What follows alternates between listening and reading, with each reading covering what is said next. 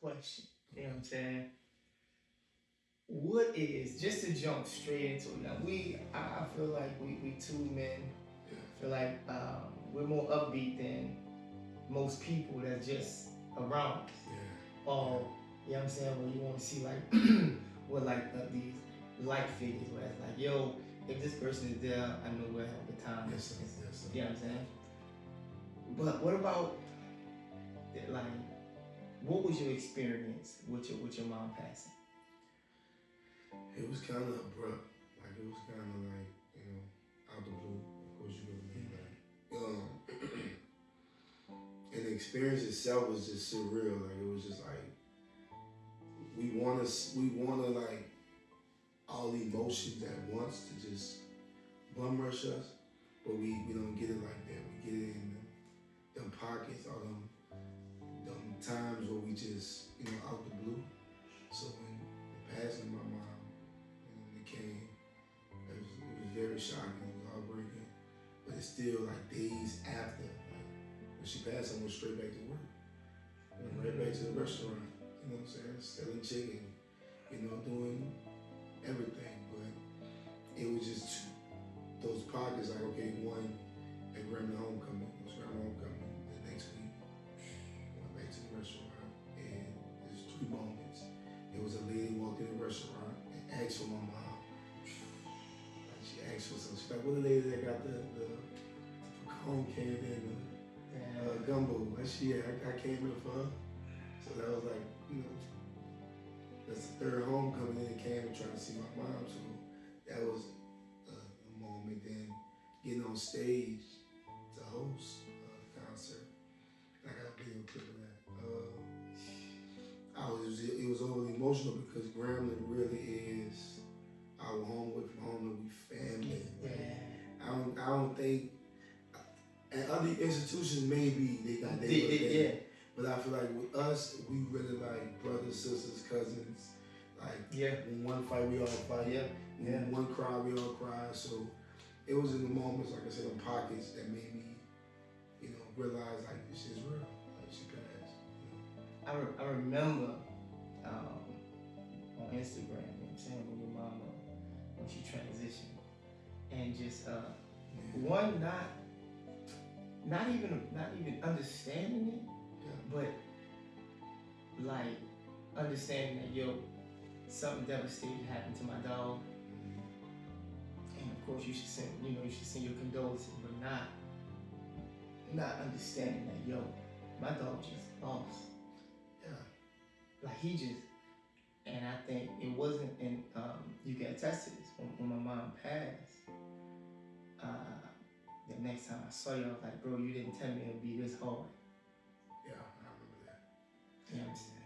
And then it's like, even the passing before mom, right? We lost ones, we lost people before our parents passed, our moms passed. But I think in times like that, I'm not upset at the people that didn't check on me, because I had to realize this. Their concerns are their concerns still, but people really don't know what to say. We're so programmed. We're so programmed to say, sorry for your loss. I'm praying for you. Yeah. My condolences. But you know what I appreciate more? The people that don't say nothing. Mm-hmm. And when they see you, they just embrace you. Like, they just, that hug was, I'm sorry. You know what I'm saying? Like, the program stuff where, like, the hearts are praying for you. I'm doing this. I think we just prone to say that. Yeah. Because everybody else said it for generations. Yeah. Yeah. And we don't really like step in that person's skin and shoes, because we don't know how it feels until you have to go through that situation. And, you know what I'm saying? And like I say, and seeing you, I'm one of them people. Like, I saw you go through that. Yeah. And, I'm definitely the one that sin more than I'm praying for you. I'm gonna tell you, like, yo, listen, my line is open. Yeah. Call me, like, you my brother. Let's, whatever I can do to help. Yeah. And I remember when my mama died, and you was like, damn. And I didn't understand what damn meant, but it's like, you just crossed that bridge. Yeah. It's like another. I'm telling you, bro. It's like another sense is unlocked. It's like another like part of your mind is unlocked, and your awareness. It was like when people lose their eyesight, they get stronger with their hands or they use their hearing. So they get stronger with their eyes. But I think when you get into that part of losing somebody, it's like another sense gets stronger to be more emotional for other people too that go through that, because you start realizing the little things when they post. Because I was this person, but I seen people like they gonna post their loved one every day. Like a girl might lose her boyfriend, her husband, her fiance, or a kid might lose their parent, and they post every day. And the people that don't understand, they might make that rude comment to say, "We get it. Why you posting it every day? Yeah. Why you gotta let it? We know." No, you don't know. You don't. You don't know. You know what I'm saying? And I don't fault ignorance. I don't fault ignorance too much, because I always tell me that you gotta perish from this life, or somebody that's close to you gonna perish from this life. Yeah. And then you then reflect and understand, like, I said some idiotic stuff. Yeah. And I could have been more sympathetic. So that sense for me is intensified like times 1,000 when it comes to anybody losing anybody. You know what I'm saying? When you go back to the day, do you remember your mom? You remember? Do you remember that day? Like it's yesterday. It was Grandma PD weekend,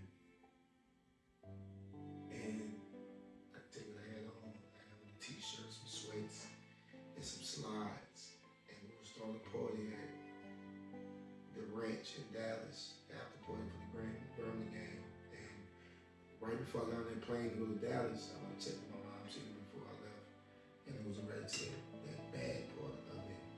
Even when we asked him a second opinion, help my dad out, I became an emergency contact. So fast forward, I go down there, and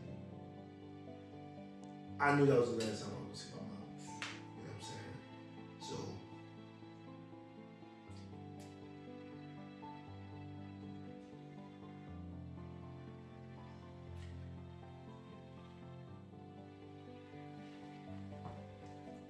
I got the call after the party was over. I got the call, and I didn't answer. The hospital call. I didn't answer. He called 3 times. Yeah.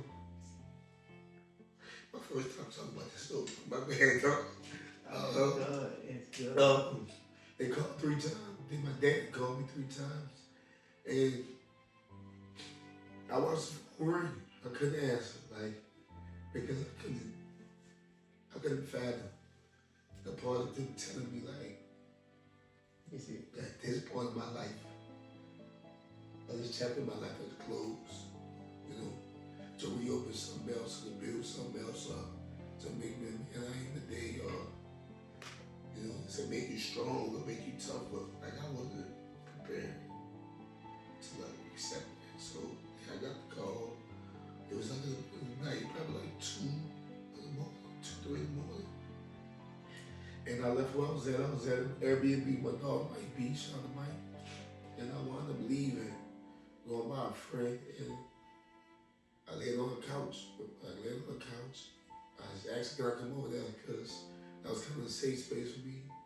Laid on the couch, and I just set my phone down. So when I woke up the next morning, that's where everything, it was text messages, calls, stuff.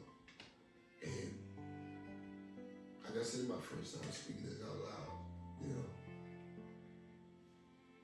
And I feel like I missed out. I missed out on a lot of stuff, chasing something that she wanted me to do. Like she wanted me to be, I was born to be Fiji in her eyes. I was born to be an entertainer in her eyes. And I think, like I said, that whole day,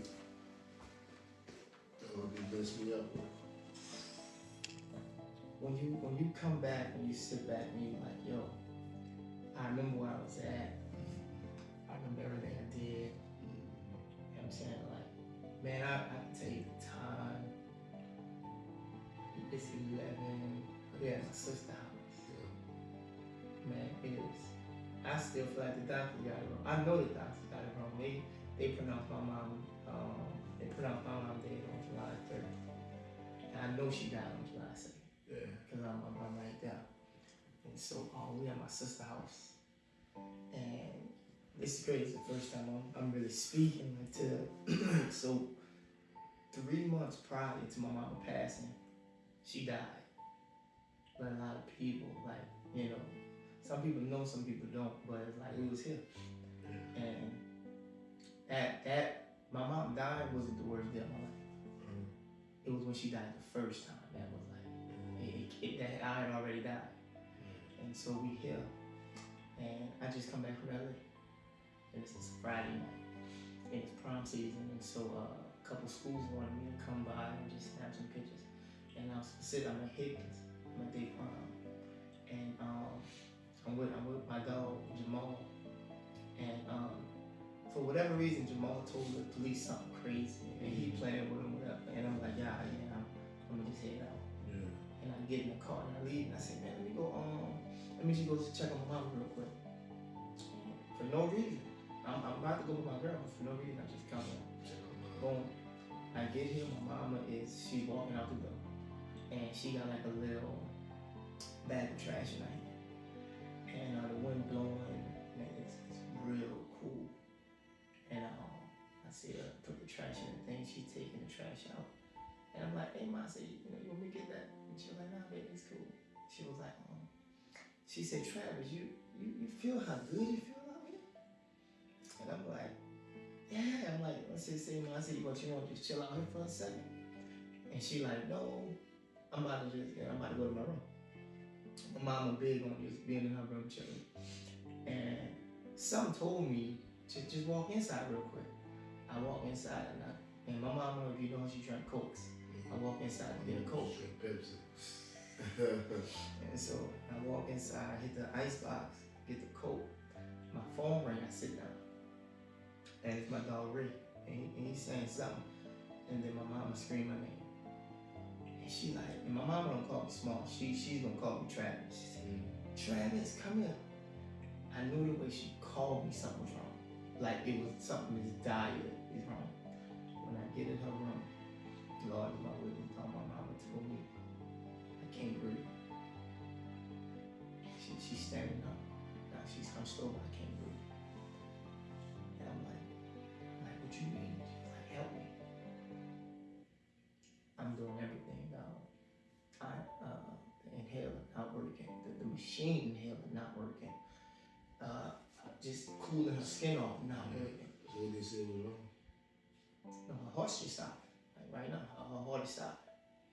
And so I'm like, and I think back, I remember she said, feel good outside. She said, I said, let's go outside. I take the whole asthma machine, bring it outside, and she said, if they don't come, she said, call up ambulance.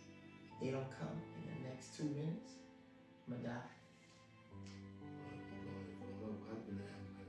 And it's just me and my little niece. I'm like what? I can't do nothing. So I'm pressing it, just anything. I don't even know what I'm doing to help. But I see my mom die. Like I physically see her die. The ambulance get here. They park right there. They park way outside.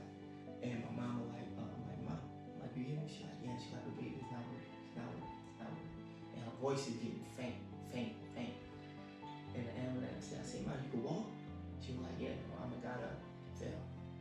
Like, she got up, fell, and I'm right here, the ambulance man right there, we grab her. She out. She sit on the thing, and I see her die in the ambulance. I see her just fall back, boom. And I'm telling you, dog, I screamed so loud, like her name, like, Mom! And she popped back up. And they put the big ass balloon thing on her face with the balloon. The ambulance come to me and say, hey, if we don't get into the hospital in 32 minutes, in the hospital, checked in all the thing. So we go to option. We gotta go on and check it out. Yeah. So I'm like, just go. I I jump in the car, sprayed over that. Now at this point, I gotta call my sister too. Like, yo, hey, mama not breathing. We going to auction. Like, oh, my sister irate, my brother irate. I'm like, yo, just go, just come. But I can't do the yelling. Like, I can't do the crying, none of that. So I told my niece, just shut up. Don't cry, don't nothing, because we gotta. We gotta think on quickness. It's safe to say she come out of that. 2 days later, she fell into a coma. She come out of that 2 days later. She wake up. So what they say was the reason for my heart slowing down? Still don't know. So the doctor's saying we don't know what happened. And so I'm like, well, listen, she need the machine. She need the oxygen machine in the house. God is my witness, dog. When she went to take the test for the oxygen machine, she passed that bitch with a 98. Her breathing was 100% back. Any blood clots or anything? They detect nothing. The doctor run 3 tests. They're like, yo, if any of these tests come back, it's over. They said if any of these tests come back wrong, she's not even waking up. All the tests come back straight. She wake up 2 days later. Now I'm still scared because I don't know what's going on. With the rest of the family, I'm not saying they're rejoicing, but they're happy that she's alive. Yeah, but I still don't know the I'm like, what the problem was? Yeah. So for the next 3 months, I'm like, I ain't going back to the man. Staying here. Yeah. And my mama, she's back. She's herself. She's drinking coke. She's doing her thing. She's traveling.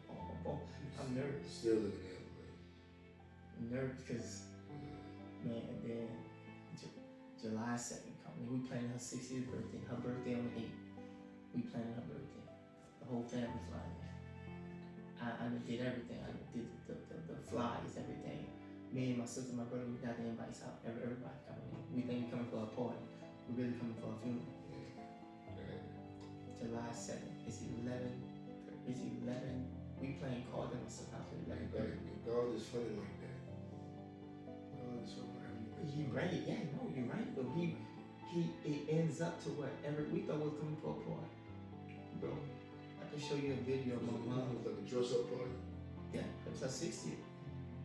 Man, we at the house, we at my sister's house, we playing pity pat. My mama tell me, she was like, oh, all right, boom, she good. She having fun, she drinking water. She had just went to the doctor that morning. Every test good, no matter what, we good. Man, we at the house. We playing cards. It's time to leave. Oh, my mama like, oh, Travis, you ride with me? I'm like, yeah, man. She was like, all right. My mama walked to the car. My niece, you know how like somebody behind me, like, oh, mom. She called her grandma. She like, oh, grandma, I gotta tell you something. My mom like, all right. By the time my niece got to the car, she ran back in the house. My mom, grandma not breathing. Grandma not responding. I run to the car. Same situation. I grab out the car. Mouth to mouth, chest compression. I knew when I grabbed her, she was dead. I knew when I grabbed her that it was nothing that I could do to bring her. I knew right then and there that we about to plan her funeral. And it was, and for me, even in that situation, I was the same way. Like I didn't cry my first real tears until after they closed the casket, dog. Like I just knew in that moment, like we so much alike, small. I just knew in that moment we had work to do. Yeah. Like, I just knew in that moment, like man, somebody got, and I couldn't. And I took my time, but when I got back to Louisiana, back down this way from Dallas, it was like, okay, I'm laying here, let me go see her, let me go buy these suits for my nephew, my daddy, let me go, whatever I need to do, let me go do it. I spoke at the funeral without crying. Like it was there, but like I said, it's just some pockets. Days, bro. Like pockets of certain things, like the pallbearer, like, okay, you're gonna be the last person. Like, why do that? Why you let somebody else do this? Like, why you gonna make me close the casket? Like, so it was just like them pockets. Yes. I remember even the whole process, like I said, and I think with us, we so much like I had the funeral 7 times before the funeral came, and like, man, I write the obituary for anybody that's died in my family. Yeah. But writing for your mom is a big difference. It's a big difference. And so I'm You writing. going down her life. And I'm like, And I told my sister, I'm going to the funeral where I'm going to the church where I'm at the church before the body arrived. Cause I'm like, but the worst thing for me is when they open the casket and they gotta turn her up. Cause you know they so deep in there that they turn them up so that the people can see it. I'm like, it's the last presentation of this woman. Presentation. And that's what it was. The blessings in the hurt is to see the legacy that somebody bestowed upon us, just laid out for us. Like, I feel like she laid something out that made me a man, in my opinion. Like, she laid something out that I can't be stopped, and it'd be like moments, especially when we go to college, like being the first out of our immediate family, like to go to college. Yeah. It just showed, like, my mama planned my wedding. So even when I get married, I know exactly. My mama wanted me to have a classic black and white wedding at a cathedral church. All I was going to do, if I wasn't going to do that, I was going to do a destination wedding. What a destination. And she used to say, pick a destination, like, and we're going to be more intimate, do a destination type wedding. So it's like their legacy of what everything they did, and we understand. You don't have kids yet, do you? Nah. I don't have kids yet. So it's like knowing parents and knowing our sisters and brothers that got kids, they want the best for their kids. Just like our parents want the best for us. Yeah. And that's what my mom wanted. Like, she broke her back to make sure we had the best. We did anything on. If we was a food shortage, like kids they are spoiled, you know? Like they're spoiled by certain things. Well, I knew my mama make red beans stretch so long. Like, 2 weeks. They just go. Man, it wasn't like hot pockets and like we had real meals that stretched like spaghettis and you feel me? Like gravy and rice with everything. Gravy and rice with chicken. Man, everything was smothered. Smothered chicken. My mama smothered chicken, pork chops, smothered turkey neck. It don't matter. So Dave, it made sense for the budget. It made sense, you know what I'm saying, for them to make a life. Like, so that's the parent. That's what's the legacy being laid and hear that. That's the parent. That's the future man I want to be. Yeah. For, you know, whoever I'm going to marry, who Lord, you know, put in my life to take care of. Like, I want to be that traditional man. Yeah. And that's based on my mom and my dad. So, about a big part of like hurt for me is how do you handle holidays? We said it when we first came on. We said it's hurt season. Yeah. So it's two ways I handle this. Like, I don't celebrate Christmas. Mm-hmm. Like since I don't come home for Christmas, I go somewhere. Yeah. You know what I'm saying? Like I travel somewhere because I know this is our number one holiday. Like, she love, man. I can call my daddy right now. She have our Christmas stuff up for Halloween. My mom is watching Christmas movies in July. Yeah. Hallmark will have all the movies like Christmas in July, a little special. I'm telling you, she used to watch. Starting in July, my mom would be watching Christmas stuff. Damn. So she loved Christmas. We used to have the talent show at home, like me and my cousin and them. Like, even if the gifts, if we wasn't a bunch of big gifts, like, you know, our kids shower gifts, it was like significant gifts. She couldn't do, she made a sweater, felt like you got like $1 million on. You know what I'm saying? Because she's like, oh, you needed this all. Look, after this, we'll have Christmas after Christmas. Yeah. So she just loved the spirit of it, loved the spirit of giving. You know, she was cooking and all that too. So now I don't celebrate it. Yeah. Because I want to take on that. I want to take on that tradition of start my own legacy. Everybody come to me. Yeah. So I don't celebrate it. But the one I do celebrate that she loves is Mardi Gras. I don't miss Mardi Gras. I would never miss Mardi Gras for her. Like, I would never. My mom loved, she loved the Mardi Gras season. She loved the holidays. But see, like, like Thanksgiving right now. This is the worst holiday for me. This is one like so. Mom's not here. My sister, they died the day before Thanksgiving in 2020. Yeah. My brother's birthday is the 28th. So my sister and them died on the 27th. So it's so much. My brother that died, his birthday on the 28th. And so, Thanksgiving, 4 years is the same date. So in 2 of the 4 years, it's gonna be on the 27th, 28th. So like next year, Thanksgiving gonna fall on my brother's birthday. He already died. You know what I'm saying? So let me ask you, let me build podcast real quick. And stuff like that, how do we, and it's an answer for both, I want, how do we break that barrier? Like I said, with me, with Christmas, I know how I want to handle my Christmas, right? And I think God is bringing me out of just thinking that and give me more in the, hey, go see your family. Yeah. You know what I'm saying? Go check on your dad. My dad's birthday is 22nd. How do we break that barrier of, it's a significant day, and we just gonna sit in there and sit in the messed up parts about it, or thinking about the bad sides of it. How do we break that? Like, or are you, starting to break that in certain tactics you do? For me, it's easy to break.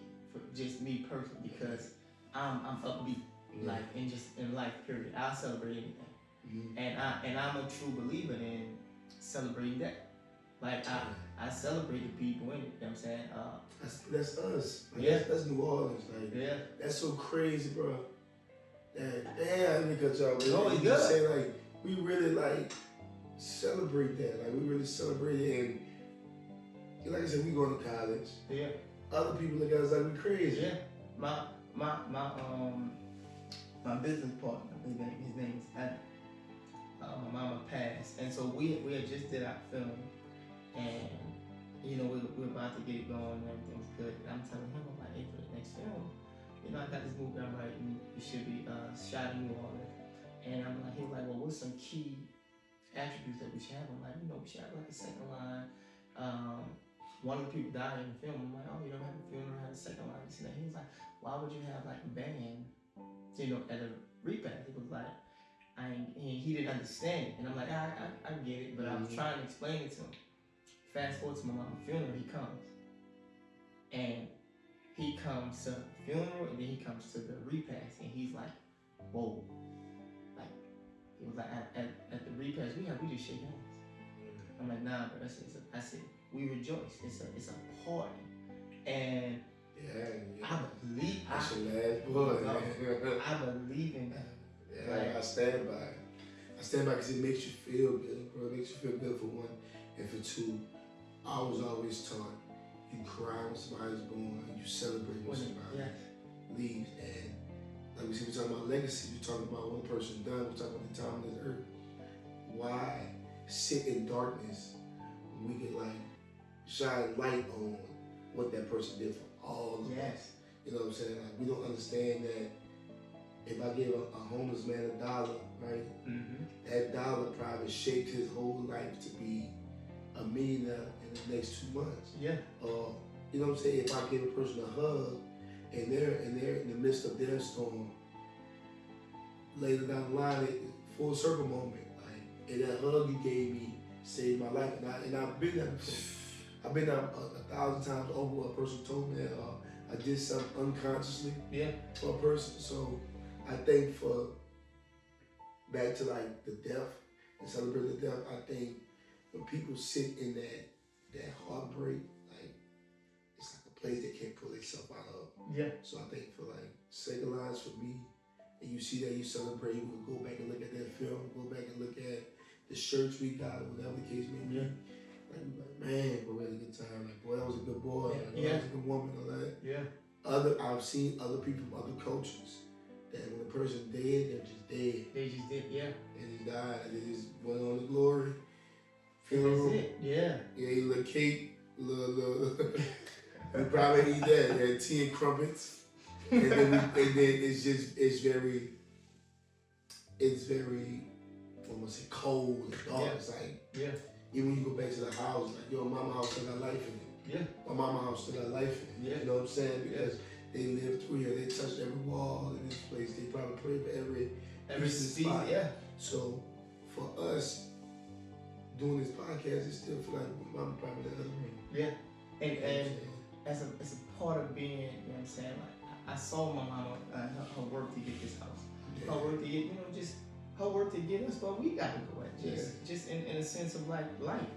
So it's like I say, man, it's a joy for me. It's a joy in knowing that I got like one of the mamas. Like that's just. I have one of the mamas.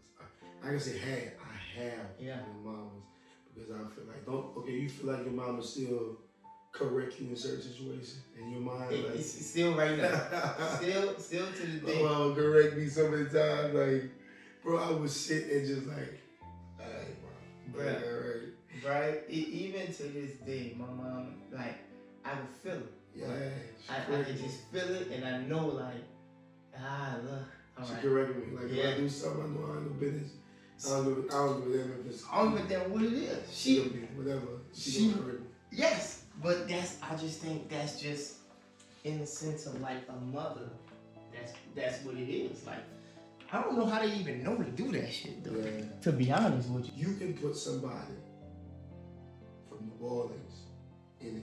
I'm just saying, you can put somebody from Louisiana anywhere in the world, and they're gonna strive. They're gonna make it. You know what I'm saying? I think it's more the humble beginning. Like, humble beginnings. I don't think. But they don't take no for an answer. Yeah. They're like, one thing about it, it's just us. They gonna try to hustle you everywhere they go. Yeah. They gonna walk up to the front door of the club like, come on, son, I got 20. I brought my kids shoes, man. My compliment, dog. And it hustle with sense. Like, it's like a lot of, like, you know what I'm saying? They hustle with a story. Yeah. They gonna give you a whole story that never happened. But it sounds like it did. Ooh, and people gonna buy into it. So I've seen, and I don't knock nobody hustle, no.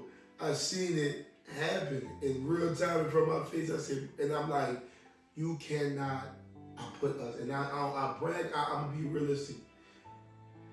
I would say we were at the bottom of the barrel when it comes to certain things. I would say we at the top of the tier when it comes to certain things. Yeah. That certain thing, I bet you any money, you can go through Texas.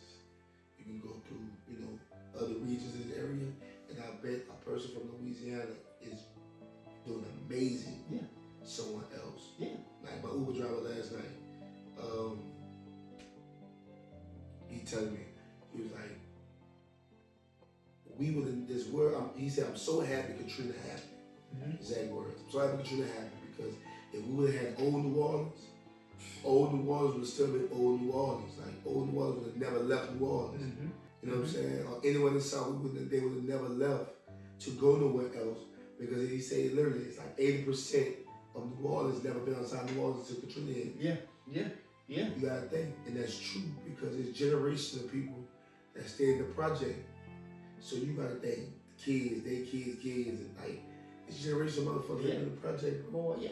For that $20 rent, $100 rent. Yeah, You know what I'm saying? And it's a condition. You know what I'm saying? It's a condition. So when you flush them out, and you seeing people like be sad the project was torn down, and they're building these little new style, family houses and up. I still feel like you can tell New Orleans, the population is not heavy like it used to be. Yeah. Because people was making kids and they were staying here. Now you can go literally around the world. I met somebody in Mexico that was from New Orleans. Yeah. As an engineer, like. Yeah. And he had the same background story like everybody else. So that's the blessing of like, say when we talk about our parents and upbringing and stuff like that, that's the blessing that we got something instilled in us that nobody can take it. I think it's cultural. Yeah. It's a universal code for this area that everybody know like. But I also think like and me, I don't know if it's just me, but I don't think so. But it's like I saw my mama struggle so much though. Oh yeah. I saw my parents struggle. You know what I'm saying? And it's so crazy because I don't come from a 2-parent household. I come from it's just my mom. I came from a 2-parent household. We still struggle. And you know what's so crazy is, and we can both attest to this. We struggle as adults. Yeah. We struggle lean as adults. Yeah. And I think with the word that defines some struggling, or like what people understand is, I don't give a fuck who you are. I'm sorry, can I curse you? I don't care who you are in the world. You gotta go through struggle. I don't care if you came from a great upbringing. Yeah.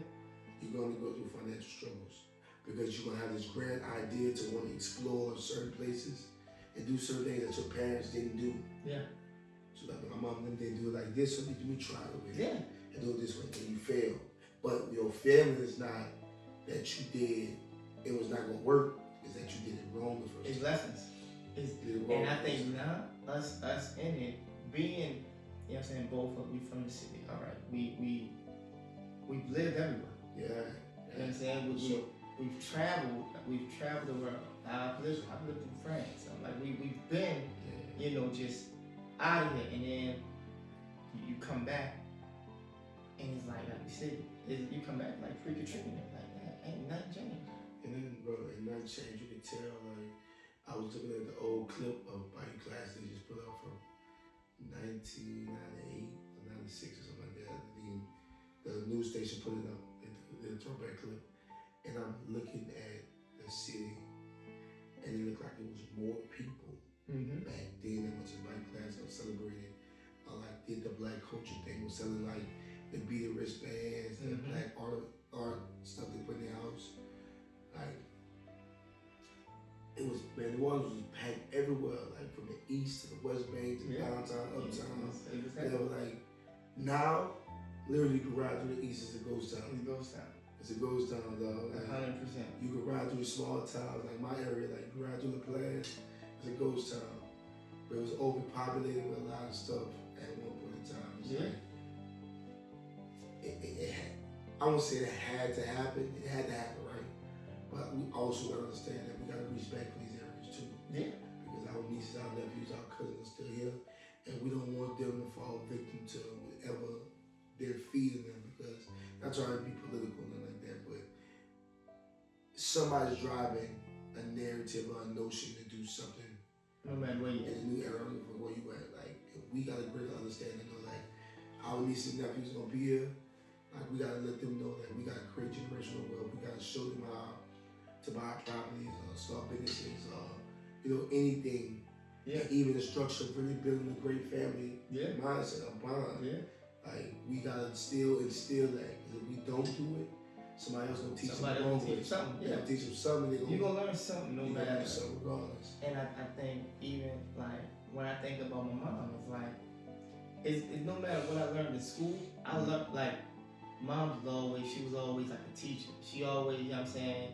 Because they don't come from the school era like that. They don't come from where everything is so heavily in school. They come from neighborhood raising the children, and them being one of them children, and then they going forward to raise their kids. And it's like you said, it's really crazy, though. What's cause I got one to ask you though. What's a cycle you think when it comes to like the upbringing of a child that parents kind of do, like when they chastise their kids or like just teach them something? What's one generational curse when it comes to that you think should be broken, even if it's like the whoopings, right? I believe in them. We believe in them, but like I think I feel like the unnecessary hollering. The curse is that now I'm for the whooping. I was a child that got whooped. Got my ass. So why do you feel like physical discipline is the best way to go? See, it's a hard question because like I get situations. My sister and my mom both of them passed, so rest in peace to both of them. But we was young. I couldn't have been no more than 5 or maybe 4, but I remember this. My sister stole a ring out of Kmart, and we were in the store, and my sister had ended up like putting the ring in her underwear, and somebody in the store saw it, and they confronted my mom, and my sister was like, I don't have nothing, and my mom like, oh well, go in your pockets, and she went in her pocket and like nothing, and my mom is like defending my sister like heavily in the store. And mind you, I'm young. I remember this though. And the guy or the lady was like, it's in her underwear. And my mom got offensive. Like, what the fuck you mean? This is her? Boom, boom, boom. And she shook my sister's underwear, and like the ring or whatever it was came up. And I saw it in her face. My mom was like, okay. Got home. When I tell you, my mom I would put a hole in the wall. She remember that cartoon image. Bruh. She whooped my sister ass so fucking long. That's probably ass whoopings that you know that you would never do that wrong. You felt that ass whooping. I never. It's one of the ones where you feel bad for them after like you go check on them after the whooping. You just gonna stand there like you good. Yeah, you go in there, they crying, they sniffing like the one where you cry and you catch them. You over there asking like, why you did that? Why you just say like why you ain't just put it back? Why you ask mama to buy it for you? But I knew then, whatever, I didn't want that type of ass whooping. Yeah. And I think that right there, and it had to, but because my sister, she don't know you can go to jail for this. Like, yeah, I think we just, it is what it is. Like, it's a ring. I can tell you, you don't know what situation I'm in. You don't know nothing. Yeah. And it's like, seeing that, and like I said, my mom used to whoop, but it was no shortcoming. But I think now, the way my mom talked, my mom cursed out anybody. It was just a common. If you was here, if she got something to say, she ain't tripping, and she don't get too fucked how you feel about it. She ain't got no comments with you. It ain't, but that it teaches us like, yeah, maybe I ain't gotta do it like that, but I ain't cutting no corners with you. Maybe I ain't gotta curse you out. I ain't gotta. My mom got to flow with you with words. She ain't tripping. And that be the worst ones.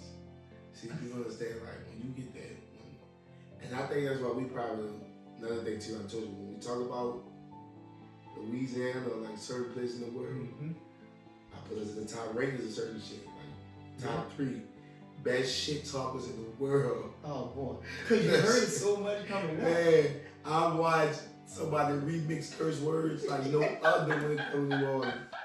Or anyone down this way, boy, nigga, you will be so many fucking SOBs.